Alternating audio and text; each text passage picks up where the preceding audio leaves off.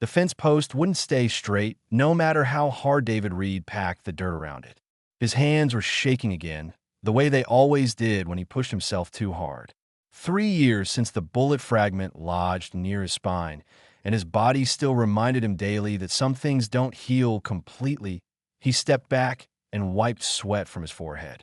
The Montana sun beat down on his small ranch, turning the afternoon into a furnace.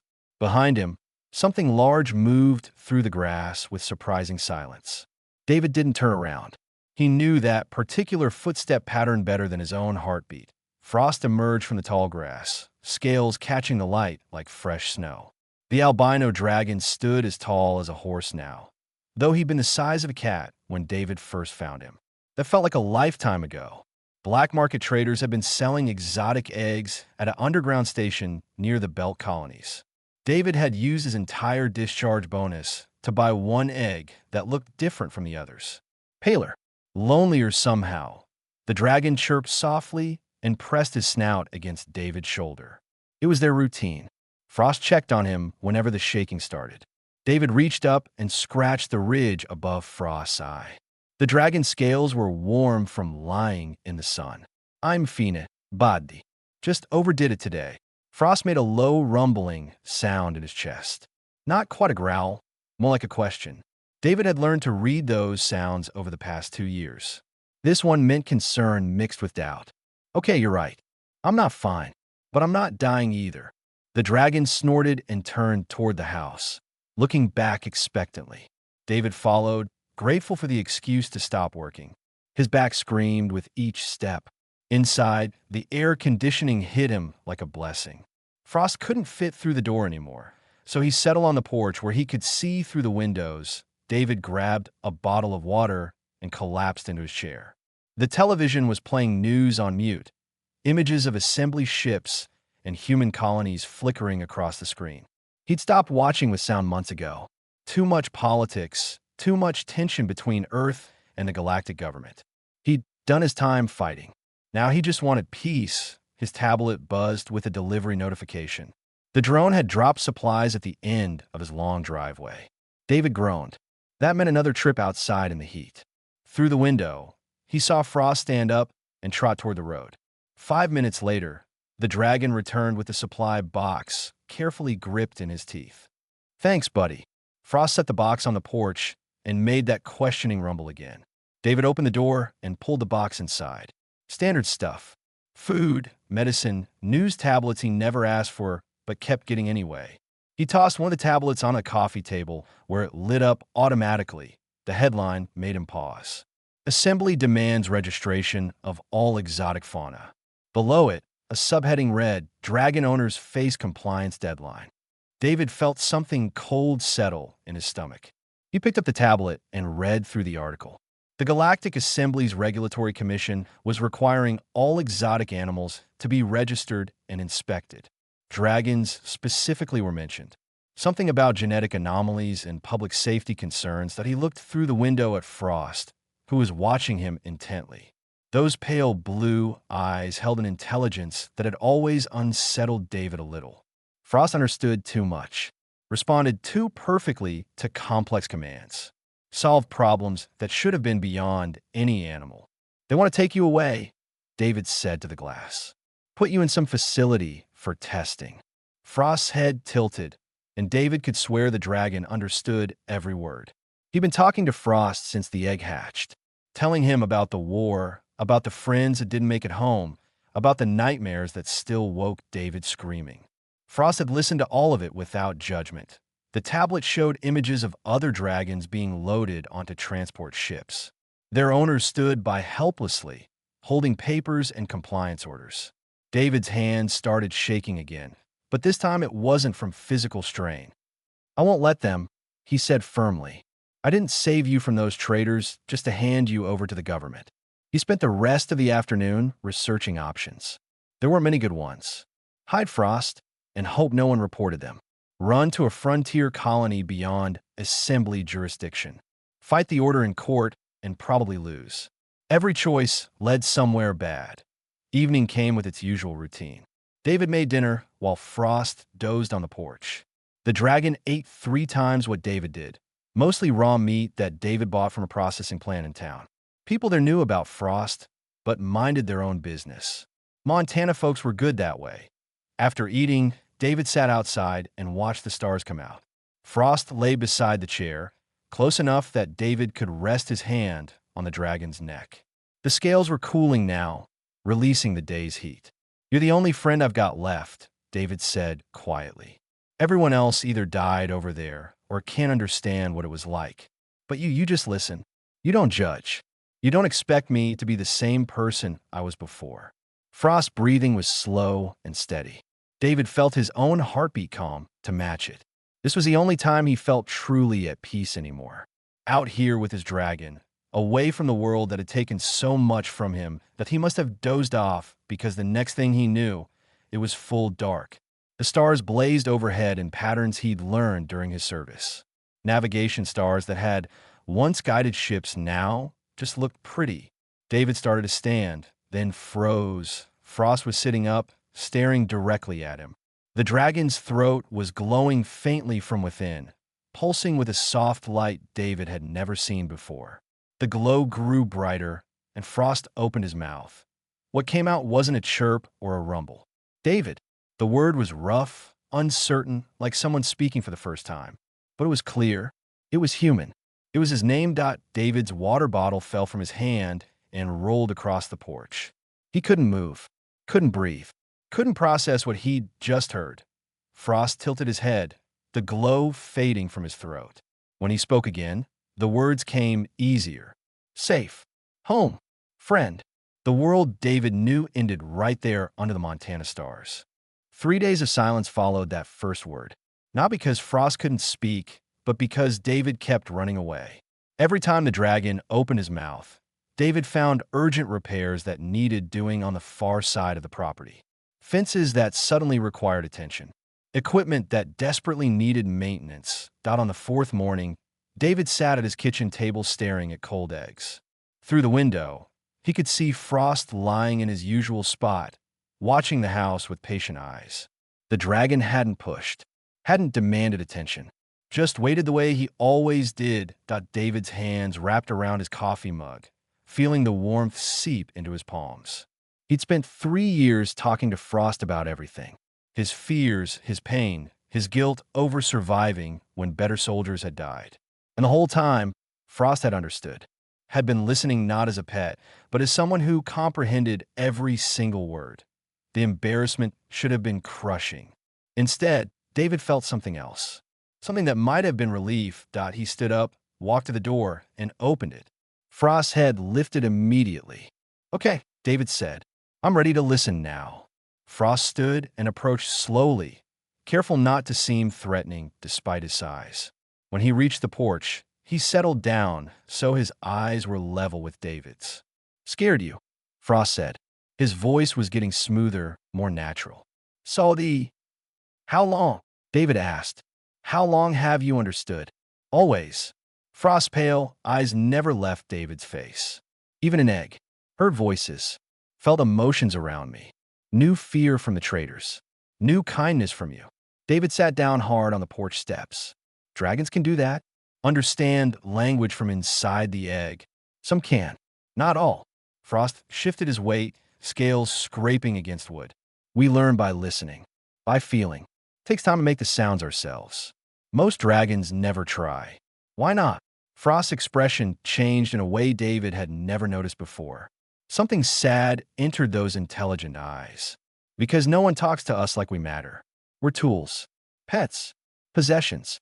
Who speaks to property?" The words hit David like a physical blow. He thought about all the times he'd seen dragons at military bases, chained and muzzled. Used for cargo hauling or guard duty. Treated exactly like equipment. "But you learn," David said. "You talk to me." Frost's voice carried weight now, emotion. "Every day, you told me things you told no one else. You trusted me with your pain. I wanted to answer. To tell you that your pain mattered. That you mattered." David felt something hot behind his eyes. He hadn't cried since before the war. "I thought I was crazy, talking to an animal. You were talking to a friend who couldn't answer yet." Frost moved closer, carefully. Needed to be sure first. sure that speaking wouldn't scare you away. You're the only human who ever saw me as more than a thing. Over the next hours, Frost explained what he knew about dragons. They weren't native to any known world, just appeared in the galaxy centuries ago, already fully formed. Some species claimed dragons were ancient bioweapons. Others thought they were failed experiments. Nobody knew the truth. We remember things, Frost said.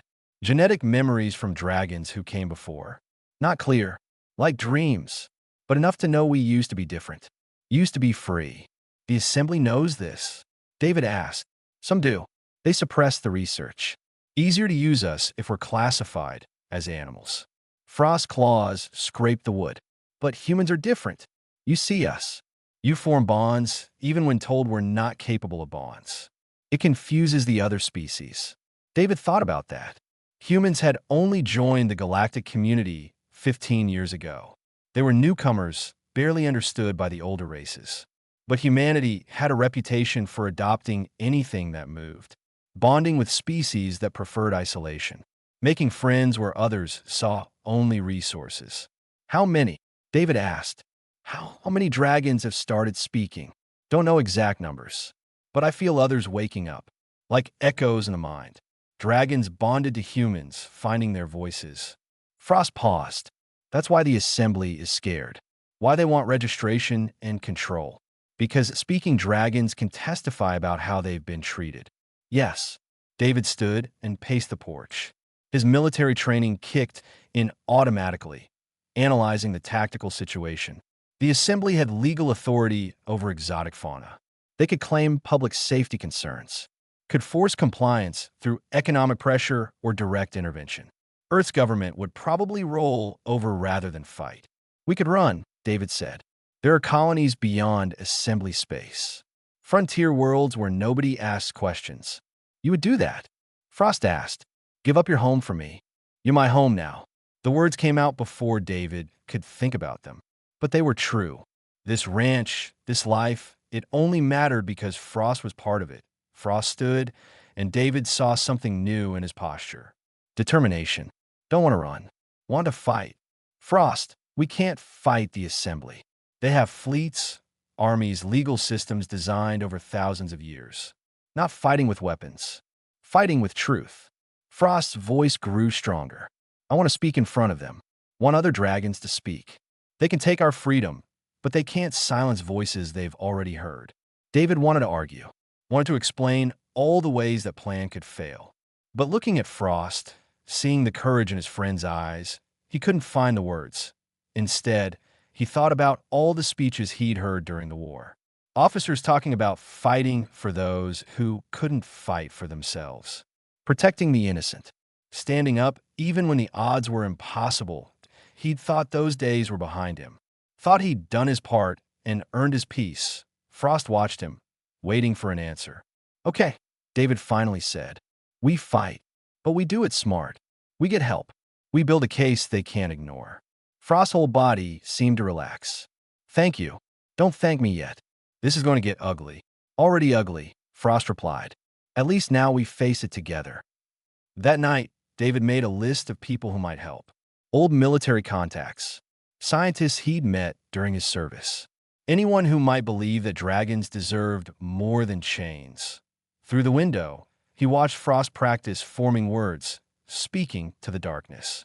Each syllable came clearer than the last. A voice finding its strength, David picked up his tablet and started making calls. Colonel Patricia Hayes arrived in a civilian transport just after dawn. David hadn't seen her since his discharge ceremony, where she'd pinned his medical retirement papers to his chest and told him he'd earned his rest. Now she stood in his kitchen, staring at Frost through the window with an expression somewhere between wonder and tactical assessment. He really speaks, she said. It wasn't a question. Good morning to you too, Colonel, Frost called from the porch. His voice carried clearly through the open door. Hayes grabbed the counter for support. I read your message a dozen times. Thought you'd lost your mind from isolation. But here we are. Here we are, David agreed. He poured coffee and slid a mug across to his former commander. How bad is the situation? Hayes sat down heavily. Worse than you know. The Assembly's Regulatory Commission isn't just asking for registration. They're planning mandatory collection of all dragons within assembly space. Transport them to research facilities for evaluation. Evaluation, Frost said from the doorway. Nice word for experimentation. Hayes turned to look at the dragon directly. You understand the political implications then. I understand that speaking makes us dangerous to those who profit from our silence. Frost moved closer, but stayed outside. How many dragons have they taken already? 47 that we know of. Their owners had no legal recourse. The assembly classified it as a safety measure. Hayes pulled up files on her tablet. But I've been doing some digging. 3 months ago, a dragon bonded to a human colony leader started speaking. Started asking questions about dragon rights. Within a week, the assembly pushed through emergency regulations. David leaned against the sink. They're not scared of dragons. They're scared of witnesses. Exactly. Hayes swiped through more files. I contacted some people I trust in intelligence. Found sealed research from 20 years ago. Assembly scientists confirmed that dragons possess neural structures consistent with sapience. The report was buried, and the lead researcher disappeared. Frost's claws scraped the porch wood. They knew. All this time, they knew.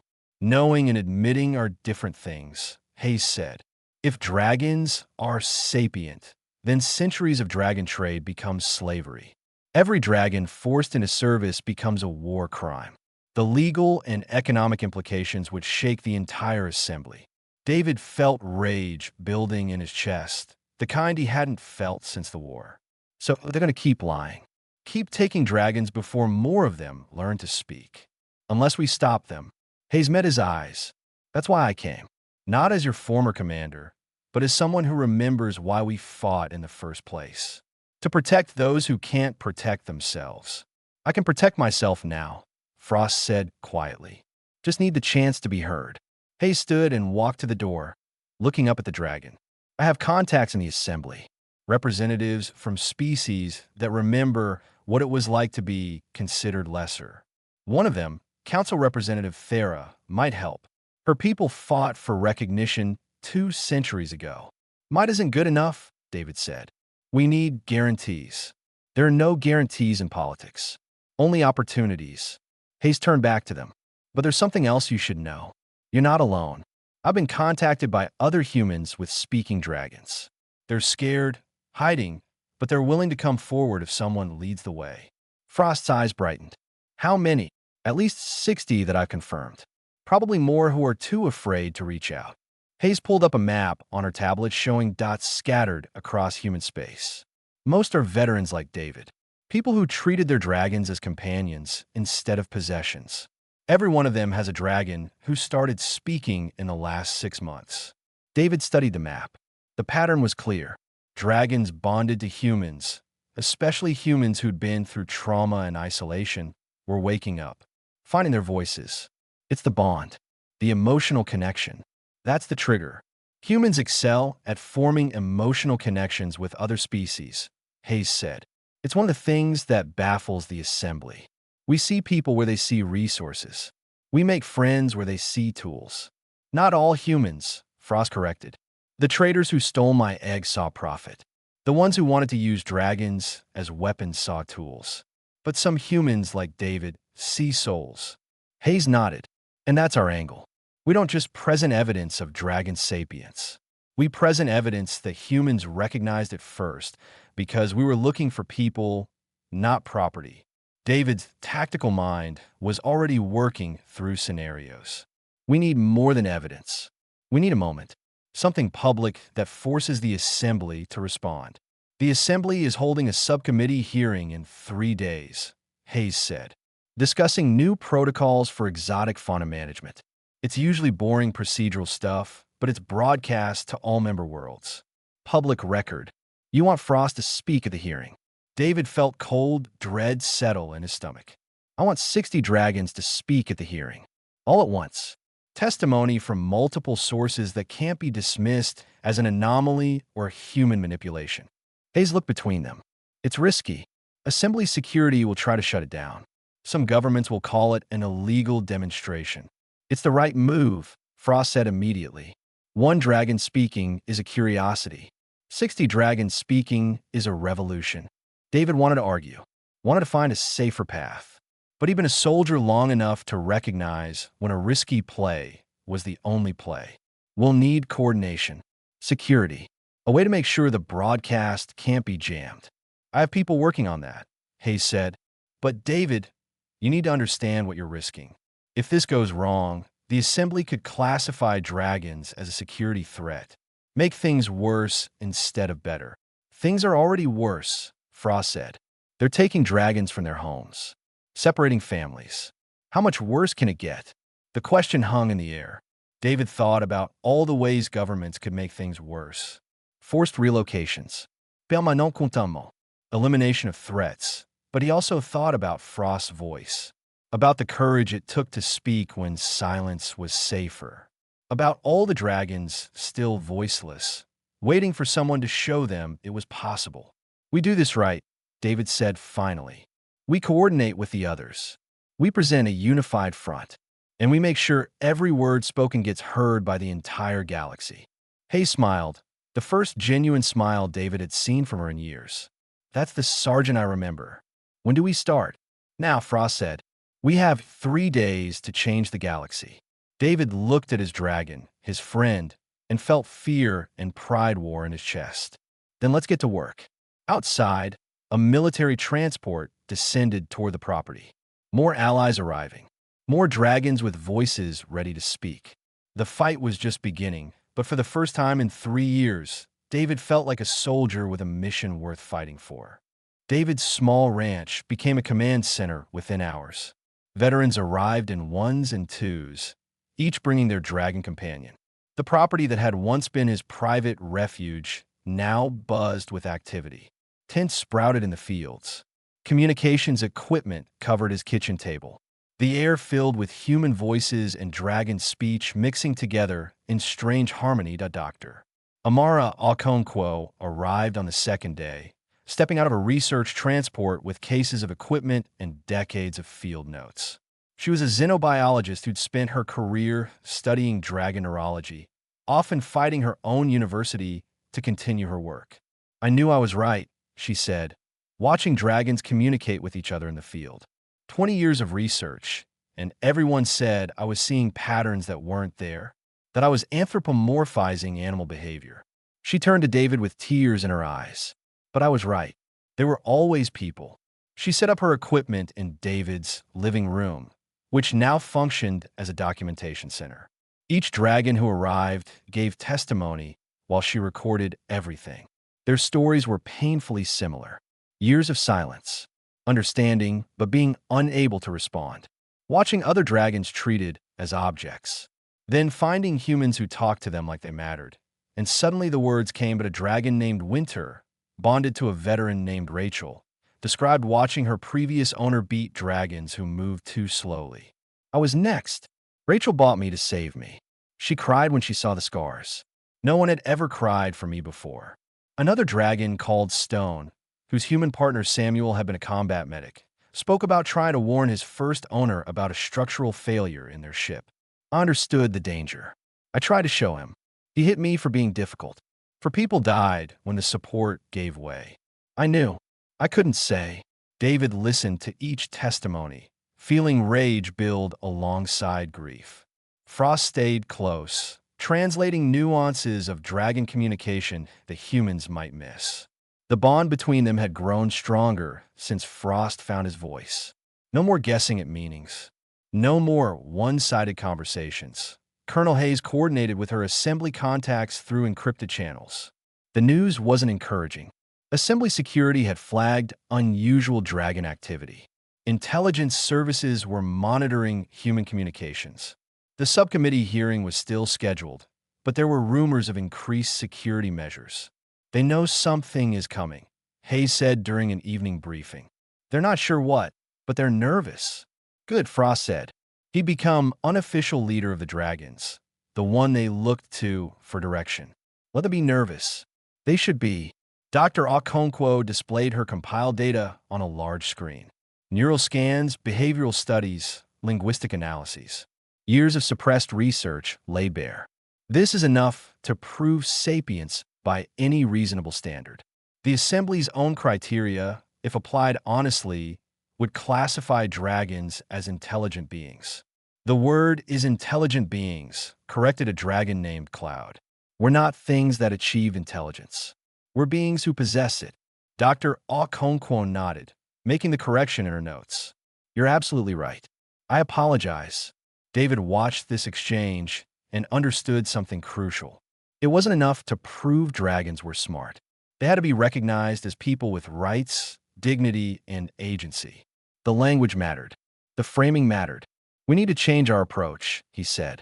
Everyone turned to look at him. We're not asking the Assembly to grant dragons personhood. We're informing them that dragons are people and have always been people. We're not requesting rights. We're demanding recognition of rights that already exist. Frost's eyes gleamed with approval. Exactly. We're not seeking permission to be what we are. The next day, they rehearsed. 60 dragons practicing testimony, learning to speak clearly under pressure. Some struggled with pronunciation. Others fought against years of conditioning that taught them to stay silent. The humans helped, encouraging and supporting, treating each dragon's words as valuable. Rachel worked with Winter on controlling nervous stammering. Samuel helped Stone project his voice. David guided Frost through the main testimony they'd written together, refining each point. The Assembly will try to discredit us, Frost said during a break. Claim humans trained us to mimic speech, that we're responding to commands, not thinking independently, which is why we emphasize different perspectives, Dr. Okonkwo said. 60 dragons, 60 unique voices, 60 different experiences. No script could create that kind of authentic variation. Colonel Hayes received a message that made her swear loudly. Council Representative Thera just contacted me. She's arranged for the hearing to include an open testimony period. Anyone can speak. But there's a catch. There's always a catch, David said. Assembly security will be present in force. If they deem any testimony a security threat, they can shut down the entire hearing immediately. We get one shot. If we push too hard too fast, they'll silence everyone and justify it as maintaining order. The room fell quiet. David looked at the dragons gathered in his house and field, each one representing hope for their entire species. The weight of that responsibility pressed down on him. Frost moved beside him, scales brushing against his shoulder. We knew this would be dangerous. Dangerous is fine. Impossible is harder. David rubbed his face. We need someone inside. Someone the Assembly respects who can keep the hearing open long enough for you to make your case. I might have someone, Hayes said slowly. Admiral Liu retired from Earth Defense Force last year. He's consulting for the Assembly now, advising on human integration matters. He owes me favors, and he's got the rank to make security think twice. Will he help? Only one way to find out. Hayes made the call. The wait felt like hours, but was probably only minutes. When Admiral Liu's face appeared on the screen, David recognized him immediately. The Admiral had commanded the fleet during the contact wars. He'd made decisions that saved millions of lives and cost thousands of others. A man who understood terrible choices. Patricia, Liu said, I hoped I'd never get this kind of call from you again. Sir, I need to ask something that might end both our careers. Liu's expression didn't change. I'm listening. Hayes explained everything. The speaking dragons. The suppressed research. The plan to testify at the hearing. Liu listened without interrupting, his face unreadable. When Hayes finished, Liu was quiet for a long moment. Then he said, I met a dragon once. During the war. It was guarding an Assembly supply depot. I watched it risk its life to pull wounded soldiers from a burning building. Assembly soldiers, human soldiers, didn't matter. It saved everyone it could reach. He paused. That dragon never spoke. But I remember thinking it had more honor than half the officers I served with. Will you help us, sir? Send me the details. I'll be there. Liu's voice hardened. And Patricia? Make sure those dragons speak loud enough that the entire galaxy hears them. The call ended. David felt something like hope stir in his chest. They had one day left. The Assembly hearing chamber looked like every bureaucratic room David had ever hated. Sterile white walls. Rows of seats arranged in perfect order. A raised platform where committee members sat in judgment. The only difference was the scale.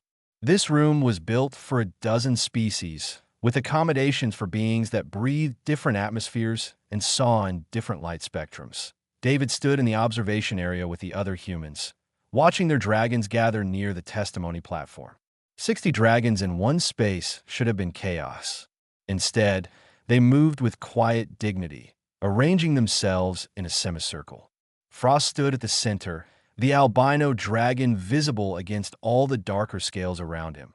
Security forces lined the walls. Assembly guards in armor, weapons visible. Admiral Liu stood among them in his consultant uniform, his presence a silent warning that Earth's military was watching. Colonel Hayes sat in the diplomatic section, fingers dancing across her tablet as she coordinated with allies across the chamber. The committee chair, a tall insectoid, being from a species called the Vrin, activated the hearing. Its translated voice echoed through the chamber. This session addresses protocols for exotic fauna management within assembly space. We will hear reports from the Regulatory Commission, followed by public comment period. The Commission's presentation was exactly what David expected. Charts showing dragon population growth, risk assessments claiming genetic instability, recommendations for centralized containment and study. Every word carefully chosen to make dragons sound like biological hazards requiring management, the doctor. Okonkwo sat beside David, her hands clenched into fists. They're lying with data, twisting the research to support predetermined conclusions. Can you prove it? Given time, yes. But they're not going to give us time. The presentation ended. The chair looked bored as it opened the floor for public comment. Any registered parties may approach for testimony. Please state your name and affiliation. Council Representative Thera stood immediately. I yield my time to new speakers who have relevant testimony regarding dragon intelligence. The chair's mandibles clicked with irritation. This hearing concerns management protocols, not intelligence debates. With respect, how can we discuss managing a species without understanding what that species is? Thera gestured toward the dragons. I believe these individuals have perspective the Commission lacks. Murmurs spread through the chamber. Several delegates leaned forward, interested. Others looked confused. The security forces shifted, hands moving closer to weapons. Admiral Liu's voice carried across the room. I second the request. Let's hear what they have to say. The chair looked like it wanted to refuse, but too many important figures were watching. Very well. State your designation and owner information for record. Frost stepped forward, scales catching the chamber's lights. When he spoke, his voice carried clearly through the translation systems. My name is Frost. I have no owner. I have a friend. His name is David Reed. The chamber went silent. Half the delegates looked shocked. The other half looked skeptical. The chair recovered quickly. This is obviously a trained response. Possibly implanted translation tech. Then I'll answer any question you have, Frost said calmly. Ask me anything. Test whether I'm repeating commands or thinking independently. A delegate from the back shouted, What's the capital of the Vrin homeworld? I don't know. Frost replied immediately. I've never studied Vrin geography, but I know the capital of Earth is still debated, depending on who you ask. I know the assembly headquarters orbits a neutron star. I know those things because I learned them through conversation and observation, the same way any person learns. Another delegate, this one more hostile. If you're intelligent, explain quantum field theory. Can you? Frost countered. Intelligence doesn't mean knowing everything. It means having the capacity to learn, to reason, to choose. I may not know physics, but I know grief. I know friendship. I know what it feels like to be treated as property and what it feels like to be treated as a person. Those are forms of knowledge that matter. Stone stepped forward next. I watched 4 people die because I couldn't warn them of danger I clearly understood. I knew. I couldn't speak. That's not animal instinct. That's comprehension without communication. Winter moved beside him. I was beaten for years. I understood every insult, every command, every moment of pain. I stayed silent because silence was survival. That's not training. That's choice under duress.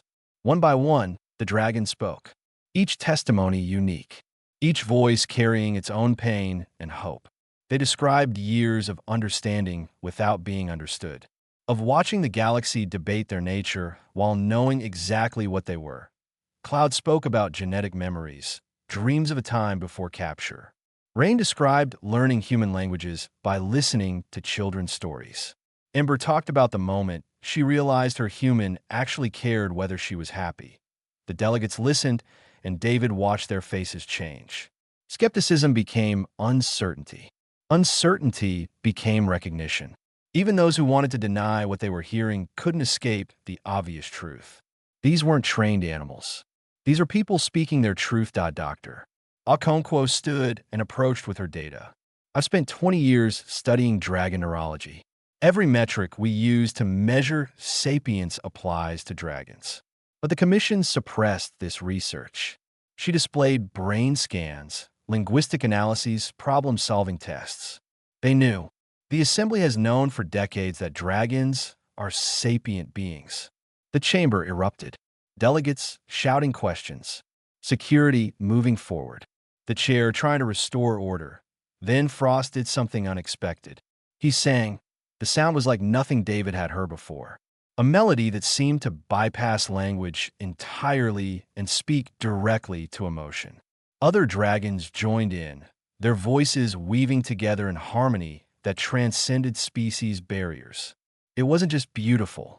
It was unmistakably art, unmistakably creative expression, unmistakably the work of thinking, feeling beings. The chamber fell silent again, but this time the silence was reverent. When the song ended, even the hostile delegates looked shaken. The supreme arbiter, who'd been observing silently from a raised chamber, finally spoke. Its voice carried absolute authority. This testimony requires formal consideration. The hearing is suspended pending full review of evidence and claims presented. Suspended means delayed, Hayes said quietly to David. They'll try to bury this. But Frost looked satisfied. They heard us. The galaxy heard us. That's what matters. Security began clearing the chamber. David moved to Frost's side, and the dragon pressed against him briefly. Now comes the hard part, Frost said, waiting for them to decide what we already know. We'll wait together, David replied. Admiral Liu approached them, his expression grave. The Arbiter wants Frost held for formal evaluation. Standard procedure for disputed sapience claims. 30 days minimum. David's hands clenched. No, we're not separating. It's not optional, Liu said gently. But I'll make sure the facility is secure and fair. And David, he met David's eyes. That song changed minds. Keep faith. Frost touched David's hand with his snout. It's okay. I can do this. We came to be heard. Now we wait to be recognized. David wanted to argue, wanted to fight, but he saw the determination in Frost's eyes and knew this was his friend's choice to make. 30 days, David said. Then you come home. 30 days, Frost agreed. Then we see if the galaxy can recognize what humans saw first. 28 days felt like 28 years. David threw himself into work with the Dragon's Voice Network, the organization that formed after the hearing. Veterans and their dragons coordinating legal strategies, gathering more testimonies, preparing for whatever decision came down from the assembly. Rachel and Winter set up a communication hub at David's ranch. Samuel and Stone worked on documentation, recording every instance of dragon intelligence for the public record. Dr. Okonkwo traveled between research facilities, peer-reviewing every study the Commission tried to use against them. Colonel Hayes reported daily from assembly space. They're stalling. Some delegates want immediate recognition. Others are terrified of the legal implications. Every day of delay is them trying to find a way out that doesn't admission they were wrong. David barely slept. Every morning, he woke expecting news. Every evening, he went to bed disappointed. The house felt empty without Frost's presence on the porch. The silence was oppressive. On day 29, Admiral Liu sent an encrypted message. Decision tomorrow. It's going to be close. Prepare for either outcome. That night, David sat outside under the Montana stars. Winter approached quietly and settled beside him. The dragon had been keeping him company during Frost's absence, a kindness Rachel had offered without being asked. "He's okay," Winter said softly. "I can feel him in the way dragons sense each other. He's scared but strong. I should be there with him."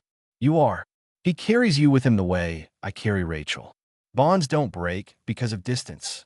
David looked at this dragon who'd become a friend in her own right. "How do you do it? How do you stay hopeful when the galaxy keeps proving it sees you as less?" Winter's eyes reflected starlight. "Because I've met humans who see us as more.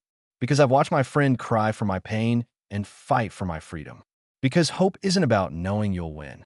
It's about knowing the fight matters." The next morning, David stood in his kitchen, surrounded by dozens of humans and dragons gathered to watch the announcement. The screen showed the assembly chamber filled with delegates from across the galaxy. The Supreme Arbiter took its position, and the chamber fell silent. After extensive evaluation and review of testimony, the Arbiter began, "This assembly has reached a determination regarding the sapient status of the species commonly designated as dragons." David's heart hammered against his ribs. Beside him, Rachel gripped Winter's neck. Every human held their breath. The evaluation board has concluded that dragons demonstrate all recognized markers of sapient intelligence: linguistic capability, abstract reasoning, emotional complexity, creative expression, self-awareness. The Arbiter paused. "Furthermore, evidence suggests the Assembly has been aware of dragon sapience for multiple decades and actively suppressed this information." The chamber erupted in chaos. Delegates shouting, some in anger, some in triumph. David couldn't hear the rest over the roaring in his ears. Colonel Hayes appeared on a separate screen, tears streaming down her face. "They did it. Frost and the others did it. Full sapient status, immediate citizenship rights, criminal investigations into suppression and exploitation." The ranch exploded in celebration. Dragons roaring with joy, humans crying and laughing. Winter pressed against David, her whole body trembling with relief. But David just wanted Frost home. 2 days later, a transport landed at the ranch. The door opened, and Frost emerged, moving carefully down the ramp. He looked thinner, tired, but his eyes were bright. David met him halfway, and they stood there for a long moment, not needing words. "Told you 30 days, Frost finally said, his voice rough with emotion. "You're late," David replied, trying to sound stern and failing completely. "Had to sign paperwork. Apparently being recognized as people means bureaucracy." Frost looked around at the ranch, the mountains, the sky. "I'm officially a citizen now. Of Earth and the Assembly both. Got documentation and everything. That's good. They offer me a position. Representative to the Assembly Council. First dragon in galactic government." Frost's gaze turned to David. "Important work. Necessary work." David felt his heart sink. "You should take it. You earned it." Would mean staying in Assembly space, living in government quarters, attending endless meetings with delegates who still don't want to accept what we are. Frost moved closer.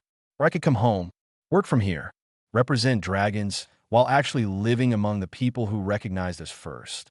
You'd give up that position to stay here. I'd choose to do the work that matters from a place that matters." Frost pressed his snout against David's chest. "You taught me something during these 30 days apart. Being recognized is important. But being home with someone who saw you before the galaxy did? That's everything."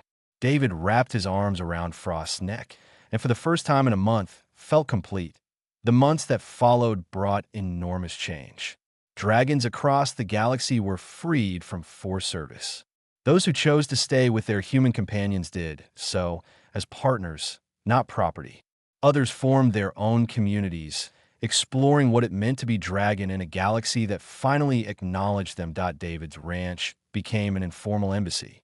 Dragons and humans visiting to learn about bonding, about advocacy, about building bridges between species. Dr. Okonkwo established a research center nearby, studying dragon culture and communication with their full cooperation and consent. Rachel and Winter started a sanctuary for dragons recovering from abuse.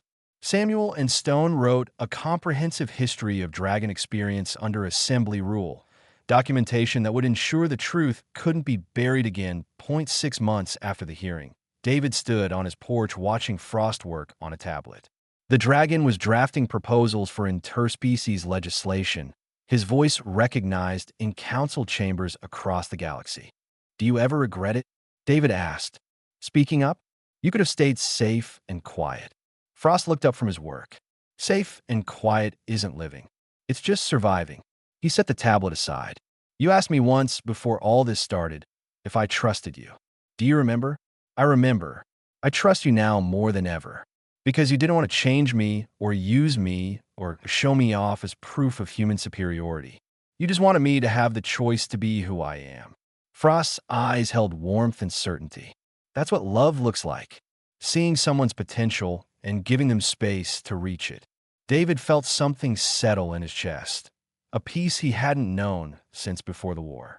"So what now? Where do we go from here?" Frost looked out at the mountains, the setting sun painting the snow, peaks gold and orange. "Right here. We stay right here. We keep doing the work. We keep building bridges. We keep showing the galaxy that recognition matters, but so does home. And we do it together, always together." That evening, as stars emerged in the darkening sky, David realized he'd spent years believing his story ended with his injury and discharge, that his purpose died on some distant battlefield. But purpose isn't something you lose. It's something you find again in unexpected places. That he found his in a dragon egg from a black market trader, in a voice emerging from silence, in a friend who taught him that healing comes through connection, and that the greatest battles are fought not with weapons, but with courage to speak truth when silence is easier. The galaxy had changed. Dragons had voices now, rights, recognition. But here on this ranch in Montana, under familiar stars, the change felt simpler, more personal. That IT felt like coming home.